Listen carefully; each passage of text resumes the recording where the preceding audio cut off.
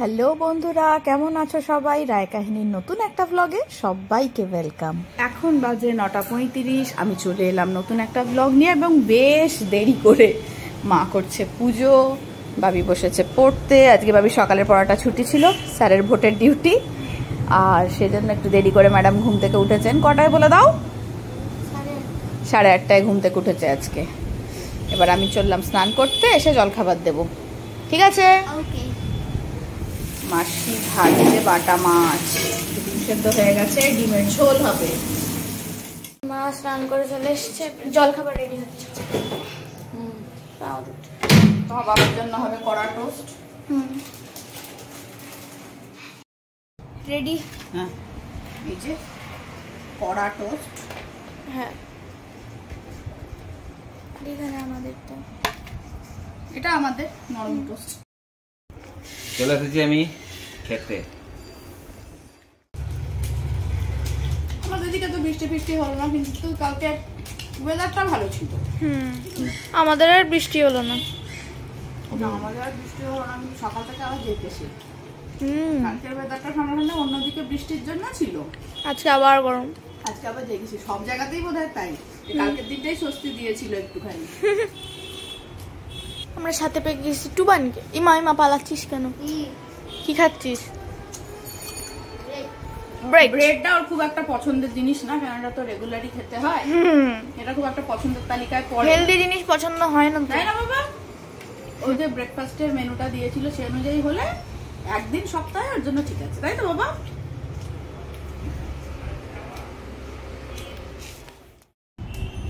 পৌনে 12টা বাজে। জলখাবার তো অনেকক্ষণই খাওয়া হয়েছে, আর এখন আমরা যাচ্ছি একটু মামার বাড়ি। আমি আর বাবি দুজনে ও মামার বাড়িতে যাওয়া হয়নি, প্রণাম করা হয়নি কাউকে। তো বিকেলের দিকে তো সময়ই হচ্ছে না, তো এখন যাচ্ছি।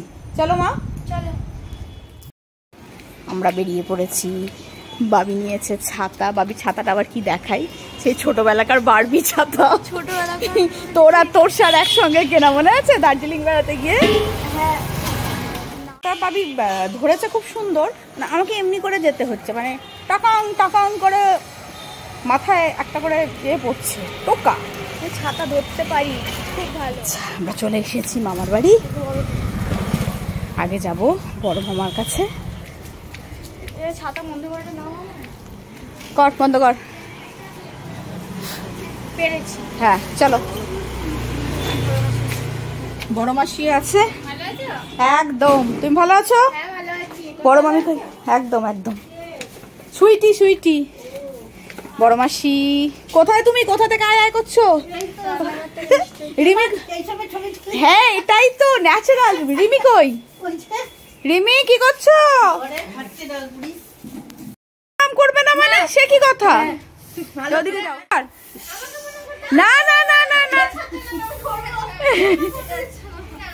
এই ইঁদুরে এত ময়লা তুলেছে। কোথা থেকে বের করলে? কোথায় থেকে? মাটি কুড়েছিল সব সেদিন দু বালতি বের করে। তাহলে তো সিমেন্ট দিয়ে দিতে হবে গো। মুঠো মুঠো থাকে না, ওই জন্য সিমেন্ট দিব। আবার ভেঙে চুরে ঠিক। আমার বড় মামা আমার মায়ের মতো দেখতে না? চলো আমি আসছি। হ্যাঁ, আমি ওর মতো ছিলাম না গো। আয় দেখে যেও না, তোমরা যেও না, যেও না। 3 বছর বয়স তখন তোর মায়ের। হ্যাঁ, বড় মামি যখন বিয়ে হয় তখন আমি পুরো 3 বছরের। ও বড় বড় মামি সেই ডাক্তার দেখতে, সেই বড় মামি আর বাবিরও বড় মামি। বাবিরও বড় মামি। আসছি মামি। হ্যাঁ, এবার চলে এলাম ছোট মামার এখানে। ছোট মামা ছোট মামিকে প্রণাম করুক, দিয়ে চলে যাব। বাবির পড়া আছে আজকে, বেশিক্ষণ বসলে হবে না। এইখানে হে ভগবান, বাসনগুলো ধোয়া হয়নি। চলো চলো পালাবো এখনই, তাড়াতাড়ি আসো। এই তো ছোট মামা, প্রণাম করেছো? স্নান করতে গেছিলি? আমি বললাম যে ওর এত পরিশ্রম করে রেজাল্ট করলো, ওকে তো আমরা খাওয়াবো, তুই কেন নিয়ে এসেছিস? খাওয়াবে তুমি? আমার ছোট মামি, তোর ছোট মামি। হ্যালো, বলছি আমিও না 8 অবধি পড়িয়েছিলাম, একটু দেবে আমাকে? তোর অগাধ পরিশ্রম ওর সাথে জুড়ে আছে, তুই না থাকলে ওর এত বড় হয়। আজ কেন সবসময় এত জায়গা আছে তুই বসতে পারছিস না? তুই পাশে বস। খুব অত্যাচারী। মাসি হয়েছে কোলে নেবে না? মাসি হচ্ছে বলে কোলে নেবে। মাসি হয়েছে কোলে নিতে যাবে। মামার বাড়ির ঝটিকা সফর এখানেই শেষ হলো। এবার বাড়ি যাই। ছোট মামা টাটা। যে তুই চলে যা, আমি ওষুধ নিয়ে যাচ্ছি। বাবিকে পাঠিয়ে দিলাম বাড়ি, প্রচন্ড রোদ, আমার কটা ওষুধ নেওয়ার আছে, নিয়ে যাচ্ছি। বাবি কোথায়? কোন ঘরে? ঘরে? হ্যাঁ এসো। কি করছো? খেতে দিচ্ছে। বৃষ্টি কি আজও হবে না? মেনু গরমের সব লাইট লাইট মেনু, মানে এদিকে তার বৃষ্টি হয়নি। এটা হচ্ছে ঝিঙে আলু পোস্ত, লাউ আর ডিমের ঝোল আর আমের ঝোল। ও মা একটা আজকে ভালো জিনিস করেছে, মা করেছে কাঁচা আম দিয়ে বাটা মাছের ঝোল, আলু দিয়ে। হ্যাঁ, কাঁচা আম দিয়ে আলু দিয়ে বড়ি দিয়ে বাটা মাছের ঝোল। লাউটা রান্না করা হয়েছে মুগের ডাল ভাজা দিয়ে। ও ডাল হয়নি, কাঁচা আম দিয়ে বাটা মাছের ঝোল হয়েছে। একদম খুব রিচ করে করেছে মনে হচ্ছে। হ্যাঁ লাল একদম রিচ হয়ে গেছে। একটু হালকা করলে পারতো। কেমন হচ্ছে গো ঝোলটা? খুব সুন্দর, দারুণ টেস্টি হয়েছে। এটা মার কাছে শিখেছিলাম। তো আলুদার ঝোল না, এই যে শেষে আমের ঝোল। তখনই বলছিল যে তুই কেন খাওয়াবি, খাওয়াবো তো আমি, বলতে বলতে চলে এসছে বিরিয়ানি আর চিকেন চাপ ছোট মামির হাতে বানানো। দেখো মুখটা দেখো, জল জল করছে। আরেকজনেরও করছে। আমারটা তো আর দেখতে পাওয়া যাচ্ছে না। একটু এবার আমার মুখে একটু দিয়ে দিস। হ্যাঁ নিশ্চয়ই, পড়তে যাওয়ার আগে একটু খেয়ে যাবে। ঠিক আছে। একটা ফাঁস। মানে গন্ধটা তো আর ভিডিওয়ে দেখানো যায় না, দেখানো গেলে দেখাতাম যে কি গন্ধটা ছাড়ছে। ওটাই পড়া। ওর পড়া বিকেল 5টা থেকে বিপদারণ বাবুর কাছে, গরম এক্ষুনি করেছে। তার মানে ওরা লাঞ্চে খাচ্ছে।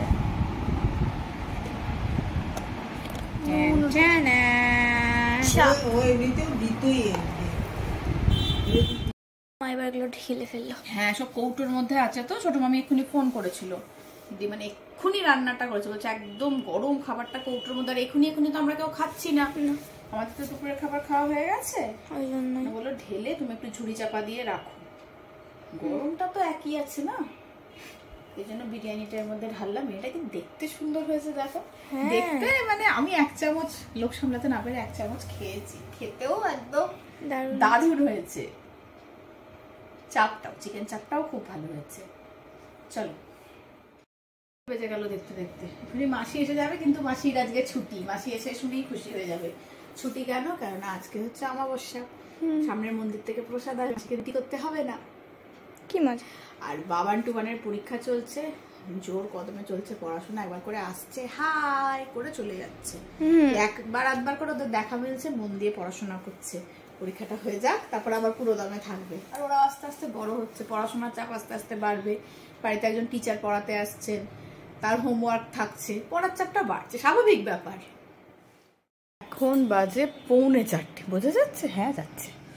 বাবি একটু রেস্ট করছে, 5টা থেকে তোর পড়া আছে। ও ওখান থেকে মানে পড়ে ডাইরেক্ট চলে যাবে নাচের রিহার্সালে। আজকে জোড়াপুকুরে রিহার্সাল আছে। এখন 4:40 বাজছে প্রায়। বাবি রেডি হচ্ছে। আয় বাবা, বাবি আচ্ছা খেয়ে নে। আচ্ছা, বাবির পছন্দের বিস্কুট হচ্ছে ক্রিম ক্র্যাকার। বাবি যখনই চা খায় ক্রিম ক্র্যাকার বিস্কুট দিয়ে খায়, আর আমি একদম খাই না।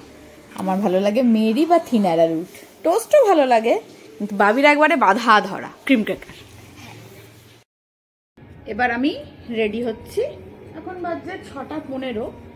আমাদের নাচ 7টা থেকে, কিন্তু একটু নাচ প্র্যাকটিস করে যেতে হবে। নাচটা প্র্যাকটিস করব, চা খাবো, লেগে যাবে আধ ঘন্টা। সেজন্য একটু আগে আগে রেডি হলাম। চললো চা খাবো আর ছুটবো। এই ট্রেটার এরকম অবস্থা থেকে ভাবছো যে এটা আবার কিরকম ট্রে? এটা বহু বহু বহু পুরনো ট্রে, মানে প্রায় ধরো 25-26 বছর আগেকার। বাবা কিনে এনেছিল, মা খুঁজে পেয়েছে, দিয়ে আমাকে দিয়ে গেছে। যে এই ট্রেটা খুঁজে পেলাম, মানে এটাই চা খাবি? মা তো আমাকে মানা বলে, টুবানের কাছে শুনেছো।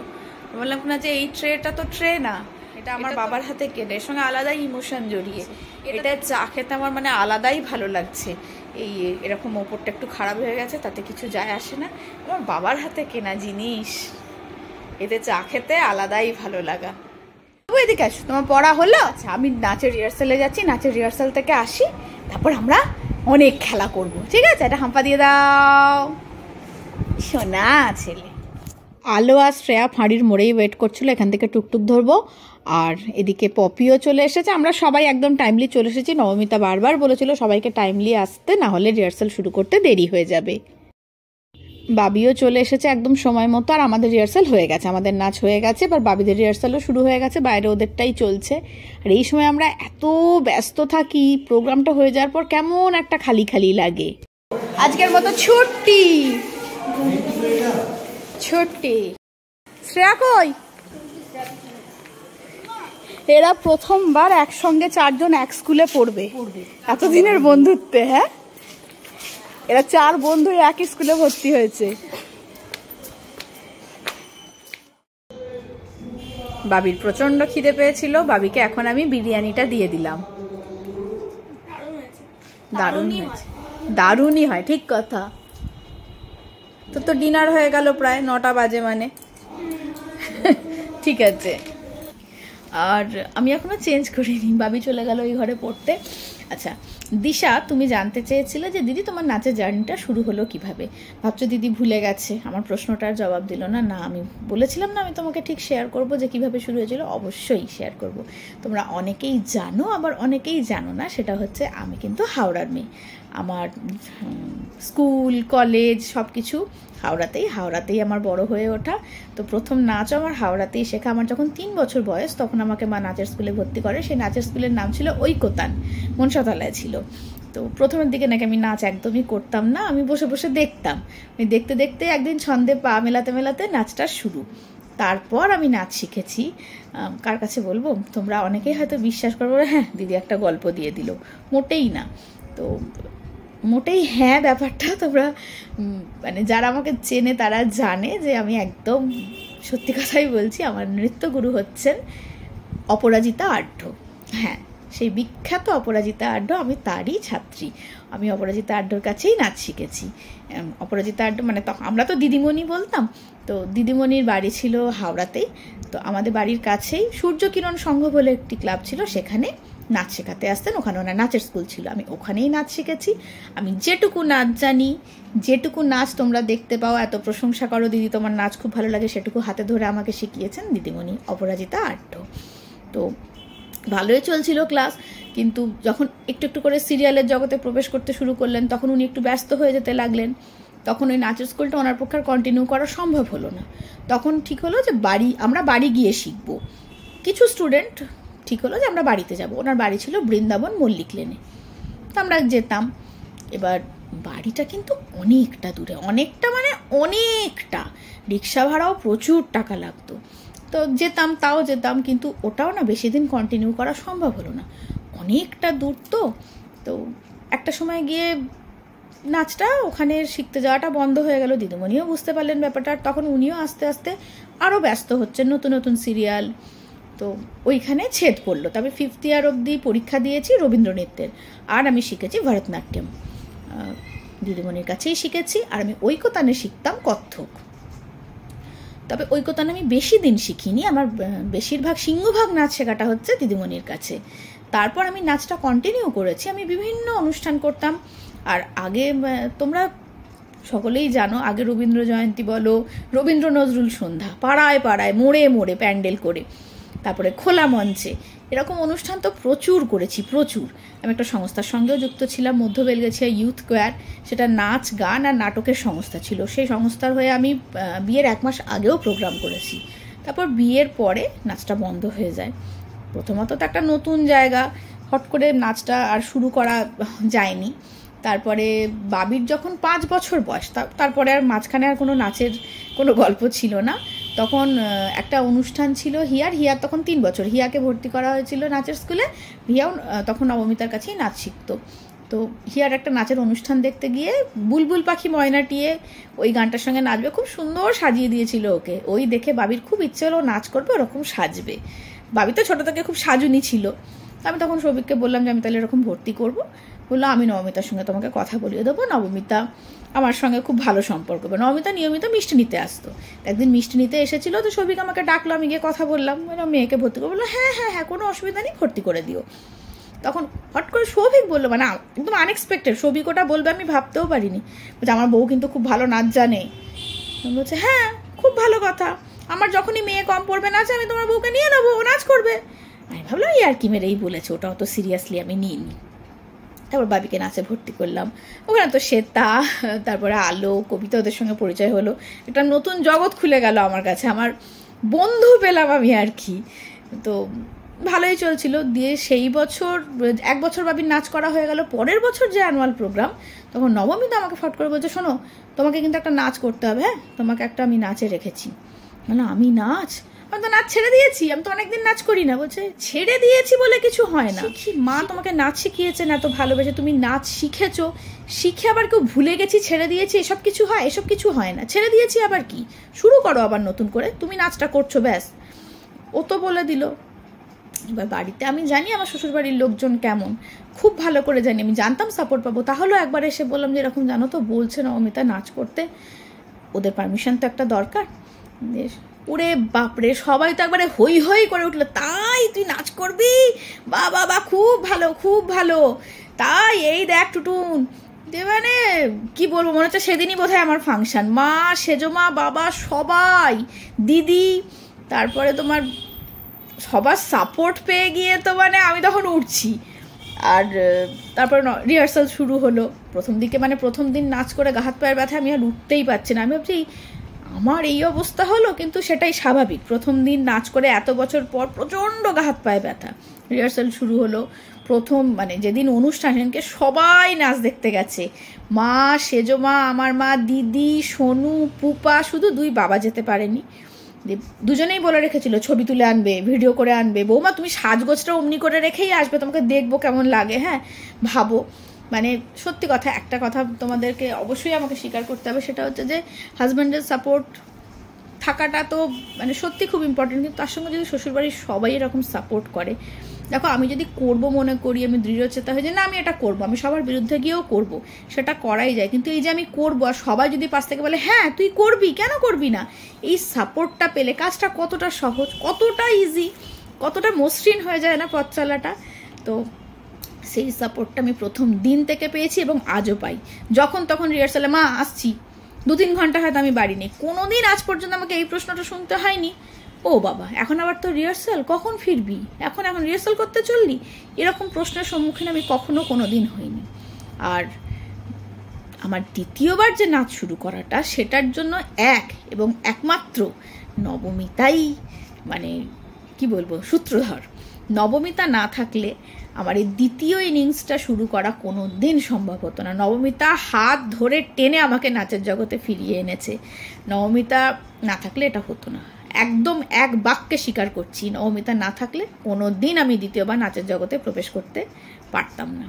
তো তারপর থেকে তো কন্টিনিউ করছি, মানে বাবির যখন 6 বছর বয়স, তখন থেকে 6 বছর না 7 বছর, তখন থেকে আমি আবার নাচের জগতে ফিরি। তখন 1-2 অনুষ্ঠান করতাম। তারপরে আমি নবমিতাকে বলি, নবমিতা এই বছরে 1-2 নাচ করলে না মানে নাচের চর্চাটা থাকে না, তুমি নাচের ক্লাস স্টার্ট করো না, তাহলে নিয়মিত নাচের ক্লাসে এলে চর্চাটা থাকবে। নবমিতা বললো বেশ, তুমি যখন বলছো ভেবে দেখবো। নবমিতা সেই কথাটাও রেখেছিল। নবমিতা আমাদের নাচের ক্লাস শুরু করেছিল। প্রথম দিনে স্টুডেন্ট ছিলাম আমরা 2জন, আমি আর আলো। তো এখন নাচের স্কুলটাও দেখতেই পাও, আমরা সবাই মিলে কত আনন্দ করে যাই, আমরা সবাই মিলে কত হই হই করে নাচের স্কুলে আনন্দ করি। তো নাচ শিখি প্লাস আনন্দ করি। আর যখন নাচ শিখি তখন নবমিতা আমাদের একদম ম্যাম, আর তারপরে বন্ধু। তো দ্বিতীয় ইনিংসটা এইভাবে শুরু হয়েছিল, নবমিতার হাত ধরে টেনে আনায় আর আমার প্রিয়জনদের ফুল সাপোর্টের জন্য। সবাই মানে সোনু, পুপা, মাহিমার অনুষ্ঠান দেখতে যায়, তখন তো ওরাও কত ছোট। এইভাবেই দ্বিতীয় ইনিংসটা শুরু হয়েছিল। সেজমা, বাবা, 2 বাবা, ওরা আর নেই আজকে, কিন্তু ওদের আশীর্বাদ আমি জানি সব সময় আমার সঙ্গে রয়েছে।